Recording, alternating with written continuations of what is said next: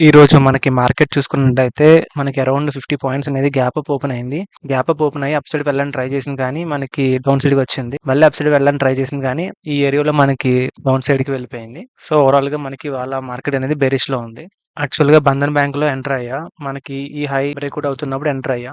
So, చూసుకున్నట్టయితే ఎప్పుడైతే నాకు 1:1 వచ్చిందో అప్పుడు నేను ఎగ్జిట్ అయ్యా అనమాట. యాక్చువల్‌గా ఇక్కడ నాకు అబోవ్ 1:1 వచ్చింది. సో, అప్పుడు నేను ఎగ్జిట్ అయిపోయా. యాక్చువల్‌గా ఇక్కడ పెట్టాల్సింది నా ఎస్ఎల్ అనేది ఈ క్యాండిల్ కింద పెట్టాల్సింది ఎస్ఎల్. కానీ నేను ఎగ్జిట్ అయిపోయా. ఎందుకంటే నాకు అప్పటికే ఒక ట్రేడ్‌లో లాస్ వచ్చింది. సో, ఆ లాస్ కవర్ చేయడానికి ఇందులో నేను ఎగ్జిట్ అయిపోయా. నెక్స్ట్ వచ్చేసరికి హీరోలో తీసుకున్నా. సో, ఈ హై కట్ చేస్తున్నప్పుడు ఎంటర్ అయ్యా నేను. సెల్లింగ్ ప్రెషర్ బాగా ఎక్కువ ఉంది. కానీ మళ్ళీ ప్రైస్ అనేది అప్ సైడ్‌కి వెళ్ళిందని చెప్పి నేను తీసుకున్నా.